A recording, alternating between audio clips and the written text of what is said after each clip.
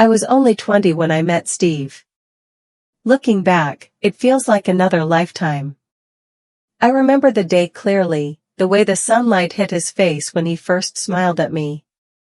He had this easy charm, the kind of confidence that made you believe him instantly. He spoke like someone who knew where he was going in life, and for a young woman like me, still figuring out her place in the world, that was powerful. I didn't have much then. My family wasn't wealthy. I didn't own a car. I didn't have savings or property. What I did have were dreams of love, a home filled with laughter, and children who would never feel alone. Steve stepped into my life and said all the right words: we can build something together. We can make a life worth living. I wanted to believe him, so I did. Our relationship moved quickly. Too quickly, some would say. Within 6 months, we were married. Friends and relatives raised their eyebrows. "You're rushing," they whispered. But I ignored them. I thought love was enough. I thought trust was enough. I believed that once you stood at the altar and said "I do," everything else would fall into place. We started in a tiny apartment. It had peeling paint and a leaky faucet, but I didn't mind. I scrubbed every corner until it felt like ours. I cooked meals in the small kitchen, sometimes burning the food, but always laughing it off. I washed our clothes by hand and hung them to dry on the little balcony. It wasn't perfect, but it was ours, and in those early days, I thought I was happy. Steve worked part-time at first. I found a job at a clothing shop downtown. We didn't have much money, but we managed. Sometimes we had only rice and beans for dinner, but even then, I felt content. At night, Steve would talk about the future. "One day, we'll have a house with a yard," he told me. "One day, we'll travel. We'll see the world." His words painted pictures in my mind, pictures of a better life, of children running through the grass, of holidays filled with laughter. I believed him. Every word. I thought we wanted the same things. On weekends, we'd take walks together. He would hold my hand, and I would feel safe. When we passed by houses with gardens, I would imagine our children playing there. I thought Steve would be the kind of father who knelt on the floor to play with them, who carried them on his shoulders, who told them bedtime stories until they fell asleep. Those early days were fragile but full of hope. I ignored the small cracks I saw, the way he sometimes snapped when he was tired, or how he avoided responsibility when things got hard. I told myself it was stress. I told myself it didn't matter because love was bigger than flaws. When I looked at Steve, I saw possibility. I saw a man who had chosen me out of everyone else in the world.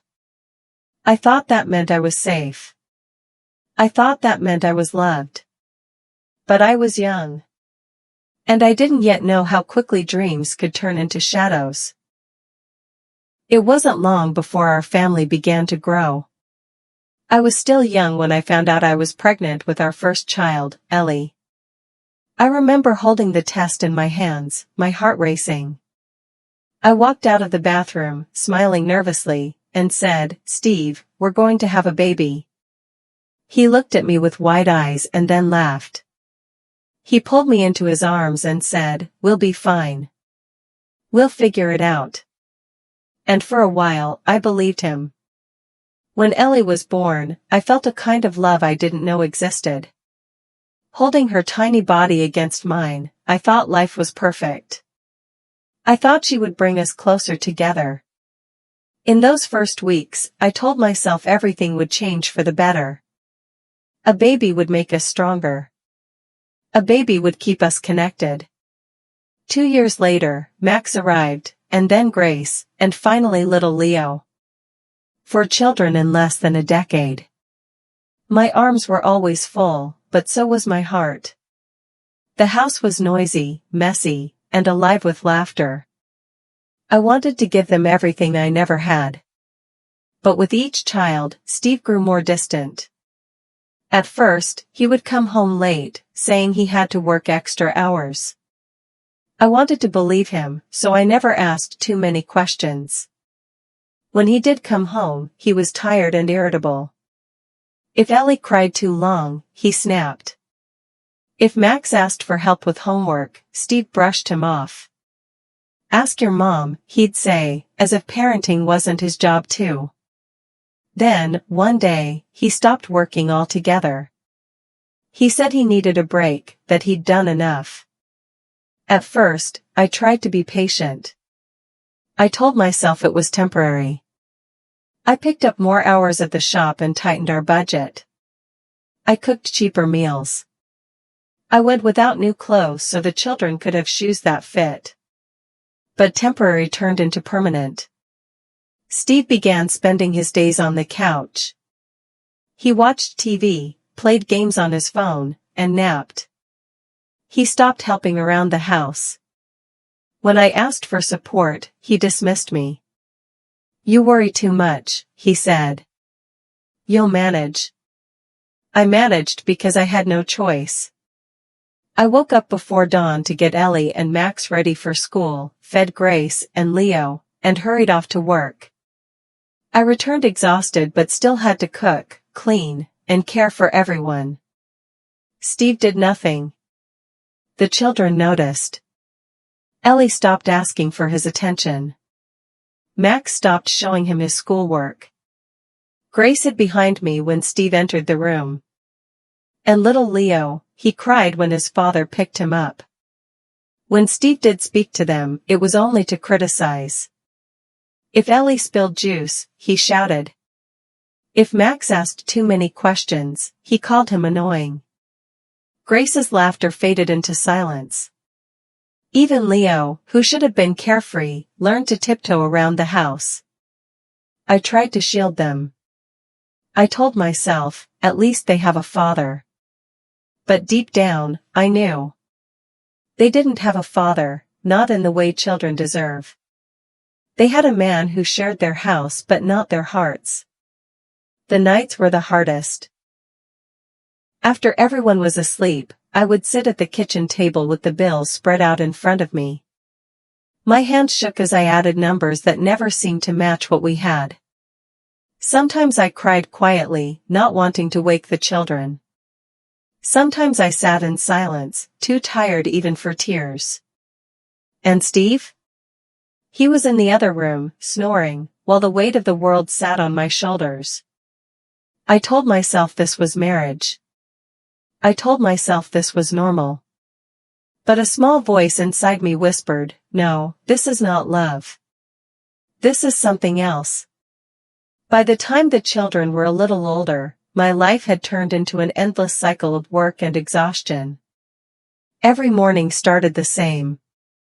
I woke up before the sun, quietly preparing breakfast while the house was still silent. I packed Ellie and Max's lunches, changed Grace's clothes, and rocked Leo back to sleep if he woke too early. I moved like a machine, always rushing, always tired. Steve, meanwhile, stayed in bed. Sometimes he didn't wake until late morning.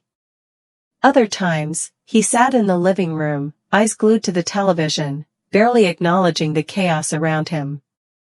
I used to ask for help. "Can you watch Leo for a bit, or, can you please take Max to school?" His answers were always the same, "I'm tired."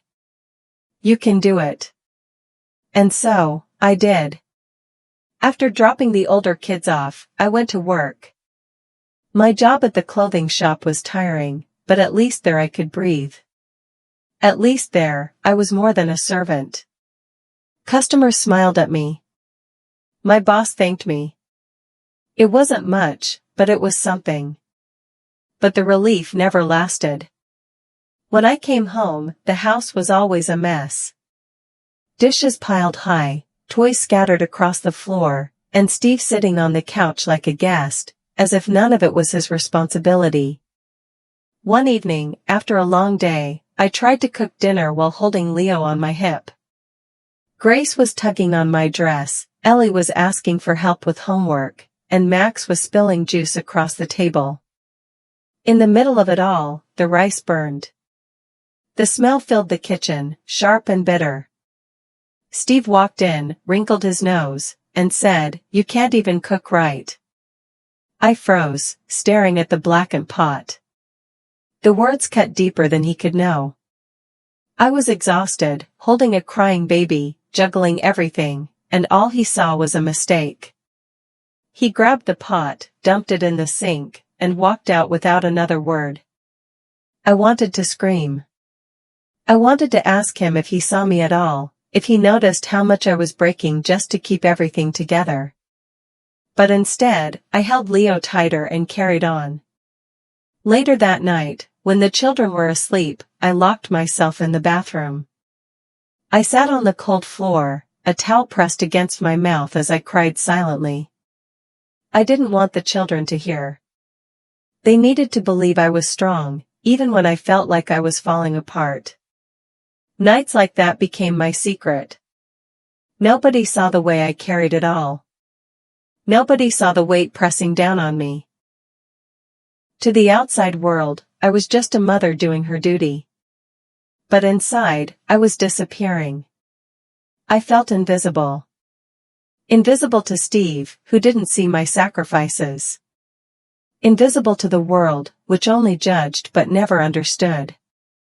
Even invisible to myself, because somewhere along the way, I had stopped being me. I was no longer the young woman who dreamed of love and laughter. I was just a body moving through the motions, keeping everyone else alive. Sometimes, when the children were finally asleep and the house was quiet, I would look in the mirror. I hardly recognized the woman staring back. My eyes looked older, my smile was gone, and the spark I once had dimmed into nothing. I told myself this was marriage. I told myself this was life. But a small voice inside me kept whispering, "It shouldn't feel like this. It shouldn't hurt this much." And slowly, I began to wonder if maybe that voice was right. I thought I was hiding it well. I thought if I kept smiling, if I kept busy, the children wouldn't notice the cracks in our home. But children see more than we realize. They feel what we try to cover. And slowly, I began to realize they knew. One afternoon, Max brought home a drawing from school. It was a simple picture of our family, stick figures with smiling faces. There was me, there was Ellie, Grace, and little Leo. But Steve wasn't in the picture. I pointed to the empty space and asked, "Where's Dad, Max?" He looked at me with wide, honest eyes and shrugged. "He doesn't come with us. He stays on the couch." The words pierced me like a knife. I forced a smile, ruffled his hair, and told him the picture was beautiful. But that night, I cried silently while folding laundry. My son had drawn the truth I was too afraid to say out loud. Another evening, Ellie dropped a glass of water on the kitchen floor. The glass shattered, and before I could speak, Steve stormed in. His voice thundered, "Are you stupid? Look what you've done." Ellie froze, tears filling her eyes. She was only 9, just a child. My chest burned with anger. I stepped in front of her and said firmly, "She's a child, Steve. Don't talk to her like that." He glared at me, his jaw tight. "Don't tell me what to do," he snapped, before slamming the door on his way out. The sound shook the walls, and Ellie clung to me, trembling. That night, she whispered, "Mom, why is Dad so angry all the time?" I didn't know how to answer. Then there was Grace, only 7 years old, small and innocent. One evening as I tucked her into bed, she looked at me with serious eyes and asked, "Mom, why don't you leave?" The question stunned me. "What do you mean?" I asked softly. She hugged her blanket tighter. "Because Dad doesn't like us. He doesn't even like you." I felt my throat close, my heart breaking into pieces. No child should ever feel unwanted. I kissed her forehead and whispered, "I love you more than anything." But her words stayed with me long after she fell asleep. Even little Leo felt it. He was too young to understand words, but his actions spoke for him. Whenever Steve tried to pick him up, he cried and reached for me instead. A baby should feel safe in his father's arms, but Leo never did. The house was filled with silence most days. The children spoke in soft voices, careful not to upset their father. Laughter, once natural and free, had become rare. They carried their fear quietly, just as I carried mine. And I began to realize something I had been avoiding for years: my children were not just living with me. They were living with my choices. They were learning what love looked like by watching me and Steve. And what they were seeing wasn't love at all. I told myself staying was for them, that at least they had a father. But as I watched their little hearts grow heavier each day, I began to wonder if I was protecting them or hurting them even more. That night, I lay in bed staring at the ceiling, my children's words echoing in my mind. Max's drawing. Ellie's tears. Grace's question. Leo's cries. The truth was clear: they saw everything. They knew everything. And I could no longer pretend. The night Grace asked me why I didn't leave, something inside me broke. I couldn't shake her words. They echoed in my mind with every step I took, with every dish I washed, with every hour I worked. I realized then that staying wasn't saving my children, it was slowly crushing them. But how do you leave when you have 4 children and almost nothing in your hands? At first, the thought terrified me. I had no family nearby to run to, no savings worth mentioning, no safety net waiting to catch me. I felt trapped. But then I looked at my children, their tired eyes, their forced silence, their shrinking laughter, and I knew I had to try. So I made a plan. I went to my boss at the clothing shop and asked for more hours. I told her I needed the money. She didn't ask questions, but she looked at me with gentle eyes and said, "I'll do what I can."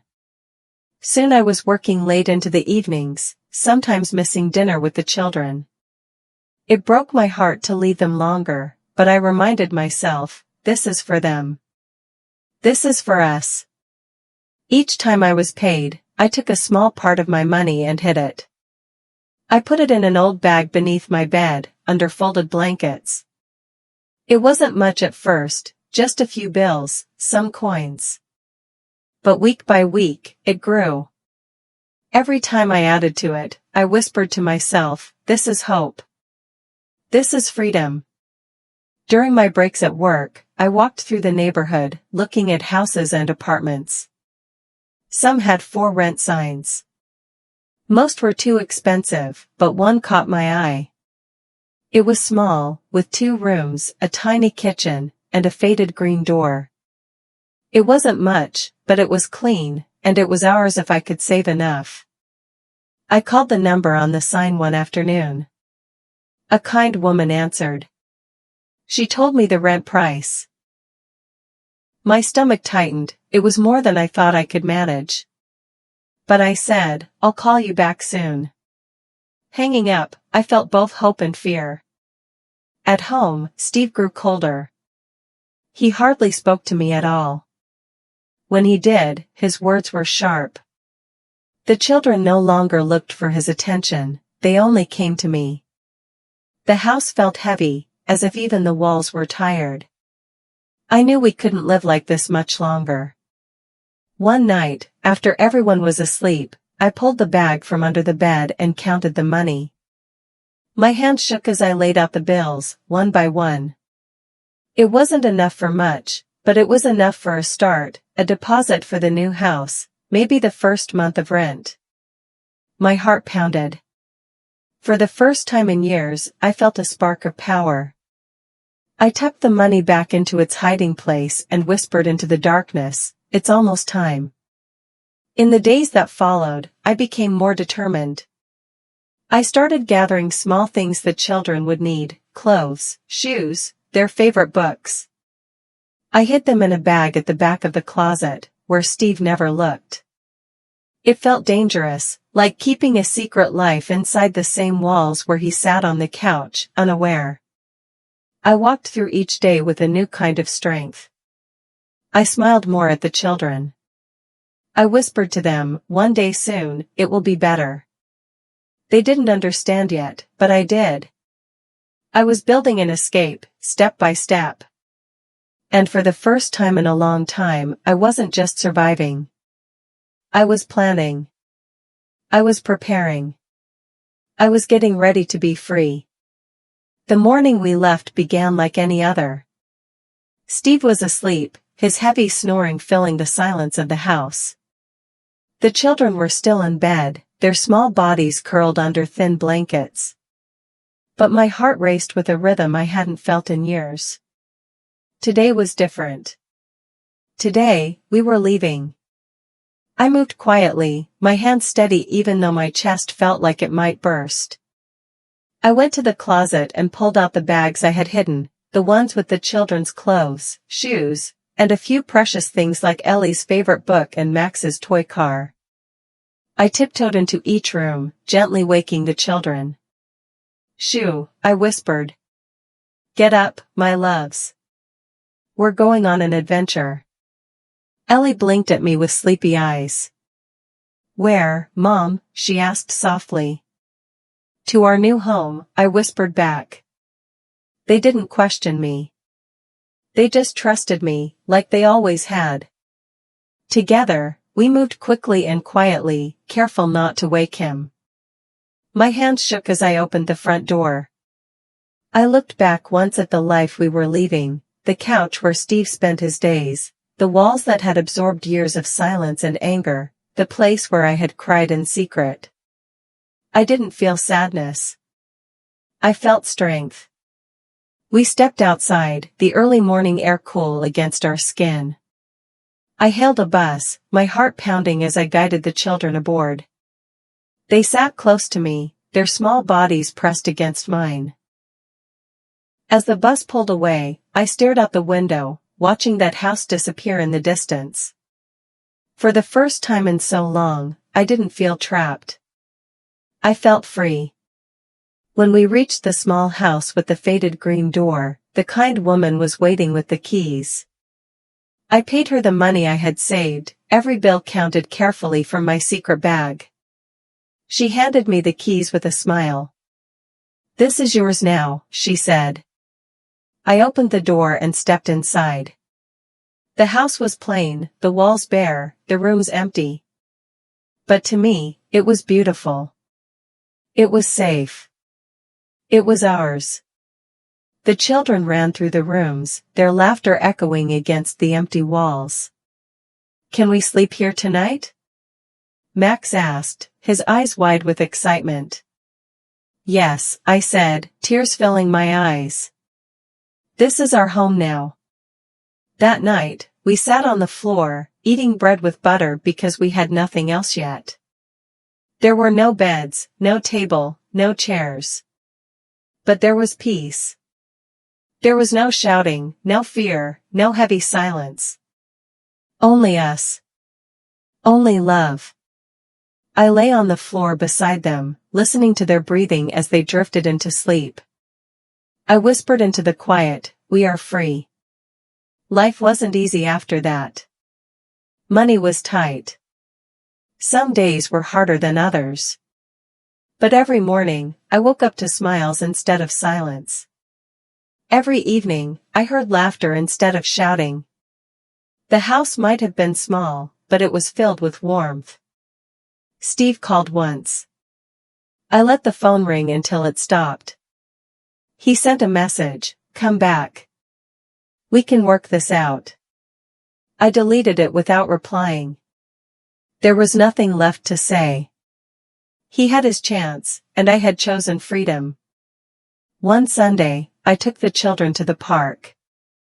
The sun was shining, and they ran across the grass, chasing one another, their voices bright and free. A woman sitting nearby turned to me and said, "Your children look so happy." I smiled, tears prickling my eyes, and said, "Yes. They are." And for the first time in years, I truly believed it. Thank you for watching this emotional love story on the Love Chapter by Aree. Don't forget to like, comment, and subscribe for more heart-touching stories.